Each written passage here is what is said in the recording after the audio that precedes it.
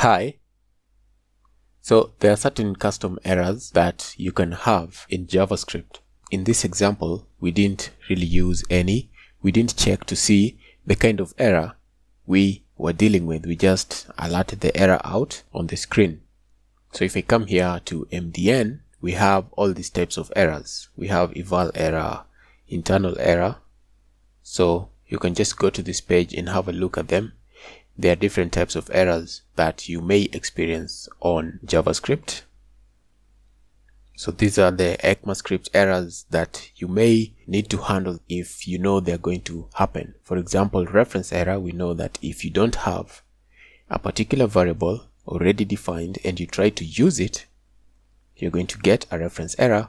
If you have a function that you have not created and you call it, you're going to get a reference error.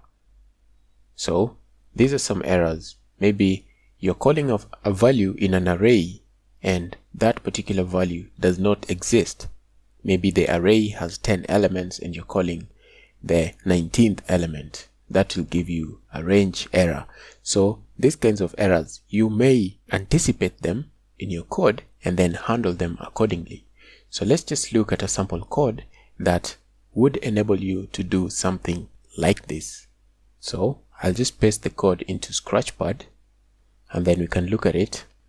You'll find all of this in the JavaScript snippets that I showed you. If you don't have them, just find them on this link. So if I come here, I'll just paste the entire thing, Control A, Control V. This is our original function. It's just the way it was. And then we have the try. So if an error happens in the try, here we will catch it. So you can see in the catch, we are catching elements differently. Here, what we have is if statements, and we're using the else if statements to choose the particular type of error. So we have this instance of basically means is this a part of this? So in very basic terms, that's what this means, instance of. What we're doing is, if there's an error, we want to see if the error is an instance of a type error.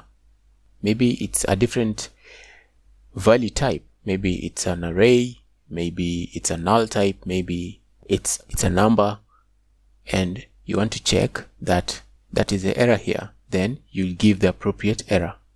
Type error, maybe you'll say enter a number, not an alphabet, not a string. Else if the error is an instance of a range error, and we say that a range error is whereby maybe you're trying to access an element which is out of range of what is there. For example, in an array of 10 elements, and you try to access the 15th element, that would give you a range error because the 15th element does not exist. So, of course, in this case, we don't see how we can get a range error. I just put it here as an example. So you do whatever code you want to run in there. Else if the instance is an eval error, maybe the code does not evaluate correctly. You know about the eval. You can use the eval function to join code. So if some kind of an error would arise due to the code that you're trying to eval together, you're trying to merge together, then that would give you an eval error. Okay, in this case, there is no way we can have an eval error, but I'm just using this as an example to show you that you can try and catch a particular error. Once you look at all the types of errors that I've shown you here, and you know how to deal with them, you can see if that error is an instance of a particular error that you want to handle specifically. Another one also, you can have reference error. So we've seen the reference error, and we're going to do an example of this. So if I alert, maybe it will just tell you a reference error, or it can tell you the particular error which is there. Else, alert, unknown error. So if the error does not exist in any of this, you'll just say it is an unknown error. So if I run this, there won't be any error. If I run this, and it gives us 121. But if I come back and I try to use something that doesn't exist, like let's say variable numbers, we don't have a variable numbers declared. So if I try to run this, it will tell us we have a reference error, which is this one here. So if you could simulate any of these other errors, maybe you turn this into an array and then try to get the length of it, you can try out these others and see how they will work. We've simulated a reference error whereby this value has not been declared.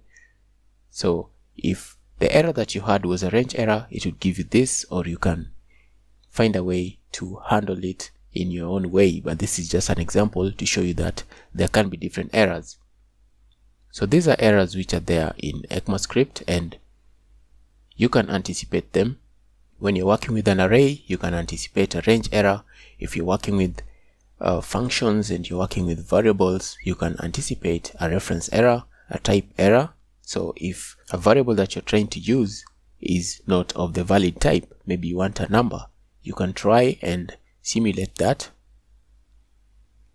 So this is just to show you that there are errors which are there in JavaScript, and you can anticipate them and handle them. You don't have to use everything generic like we did in our last example, whereby we just captured all errors. So let's continue in the next video.